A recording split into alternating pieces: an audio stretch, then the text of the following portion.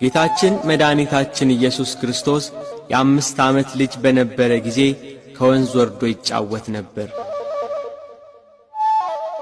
በልዩ ጥበብና ዕውቀት ውሃውን እያፈሰሰ አሸዋውን እያጣራ ደቃቁን አፈር በጉድጓድ ውስጥ እያስቀመጠ ይጫወታል። የላመውን ደቃቅ አፈር ጭቃ አድርጎ 12 የወፍ ቅርጽ ሠራ። ይህን እያደረገ የሚጫወትበት ቀን ዕለተ ሰንበት ነበር። አብረው የሚጫወቱ ሕፃናት አብረውት ነበሩ። አንድ አይሁዳዊ ጌታ የሚሠራውን አይቶ ወደ ዮሴፍ ሄዶ ሕፃኑ ኢየሱስ በሰንበት መደረግ የማይገባውን ጭቃ እያቦካ 12 የወፍ ምስል ሠራ ብሎ ጌታን ከሰሰው። አረጋዊ ዮሴፍ ይህን ስሞታ ሰምቶ ወደ ጌታ ኢየሱስ ክርስቶስ ሄዶ በሰንበት ለምን ይህን አደረግህ ብሎ ተናገረው። ጌታም እጆቹን አጨበጨበና እፍ አለባቸው። ከአፈር ባበጃጀው በአዳም ላይ የሕይወት እስትንፋስን እፍ ያለ ጌታ ጭቃ አብኩቶ በሠራቸው የወፍ ምስል ላይ እፍ አለባቸውና ከዚህ ሂዱ፣ ሰው ከሌለበት ከዚያ ስፍራ ብረሩ አላቸው። እነዚያ በጭቃ የተሠሩ ወፎች የእግዚአብሔር ልጅ የተመሰገነ ነው እያሉ በሩ። ከእርሱ ጋር የሚጫወቱ ሕፃናት እንደ እርሱ ጭቃ ለውሰው የወፍ ምስል ሠሩ። ከዚያ ከጠዋት እስከ ማታ ጉሮሮአቸው እስኪያብጥ በእነዚያ ከጭቃ በተሠሩ ወፎች ላይ እፍ አሉባቸው። አንዳቸውም አልበረሩም። እባክህ ፈጽሞ እንዲንቀሳቀሱ ማድረግ አልተቻለንምና ምን እናድርግባቸው? አንተ እፍ በልባቸው እያሉ ለመኑት። እሱ ግን የሚያደርገውን ያውቅ ነበርና ዝም አለ። አንድ ሕፃን ግን ጭቃውን እፍ በማለቴ አዕዋፍ የሆኑ ዘንድ እባክህ ሥልጣን ስጠኝ እያለ አብዝቶ ለመነው። ሕፃኑ ኢየሱስም ሂድና የድንግል ማርያም ልጅ ተነስታችሁ ብረሩ ብሎአችኋል ብለህ እፍ በልባቸው አለው።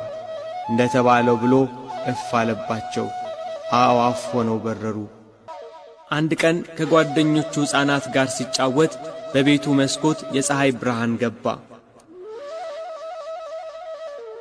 አማኑኤል የተባለ ጌታችን ኢየሱስ ክርስቶስ በፀሐይ ጮራ ወይንም በፀሐይ እግር ላይ ወጥቶ ተቀመጠ። አብረውት ያሉ ሕፃናት ኢየሱስ በፀሐይ ጨረር ላይ እየተመላለሰ ሲጫወት ሲያዩ ሕፃናቱ እነርሱም እንደርሱ በፀሐይ እግር ላይ መቀመጥ ፈልገው ከቤቱ ጣራ ላይ ወጡ። በፀሐይ ጨረር ላይ ዘለን እንቆማለን እያሉ ቢዘሉ ወደ መሬት ወድቀው ሞቱ። አካባቢው በልቅሶ ታወከ። ልጆቻቸው የሞቱባቸው ዘመዶች እመቤታችንን ልጅሽ በምን ጥበብ ነው በፀሐይ ጮራ ላይ የተቀመጠ? የእኛ ልጆች ልጅሽን አይተው እንደርሱ ለማድረግ ሞክረው እየወደቁ ሞቱብን ብለው አንገላቷት። ልጇን ኢየሱስ ክርስቶስንም ይዘው ደበደቡት። ለምን ትደበድቡኛላችሁ ብሎ ወደ ሞቱት ሕፃናት ሄደ። ከሞት አስነሳቸውና በእውነት እኔ ገደልኳችሁ ብሎ ጠየቃቸው። ሁሉም ተነስተው በአንድ ቃል አቤቱ ጌታችን አምላካችን ሆይ አንተስ ትንሣኤያችን ነህ፣ ለአንተ ምስጋና ይገባሃል። ለላከህ ለአብ ምስጋና ይገባል። ለባሕሪ ሕይወትህ ለመንፈስ ቅዱስ ምስጋና ይገባል። መላእክት በሰማይ ሲያመሰግኑህ ሰምተናል አሉ። የአካባቢው ሰዎች ግን በነገሩ ተደናገጡ። ጌታ የ7 ዓመት ልጅ ሳለ እናቱ ቅድስት ድንግል ማርያም ውሃ ይቀዳላት ዘንድ ላከችው። በጥበብና በሞገስ ለእናቱ እየታዘዘ አደገ እንዳለ መጽሐፍ። በመንገድ ላይ ውሃ የሚቀዳበት ገንቦ ተሰበረ። ልዑለ ባሕሪ ሁሉን የሚያደርግ ድንቅ አምላክ ነውና ውሃውን በለበሰው ልብስ ይዞ ወደ እናቱ ተመለሰ። እመቤታችን ቅድስት ድንግል ማርያም በነገሩ ፈጽማ ተደነቀች።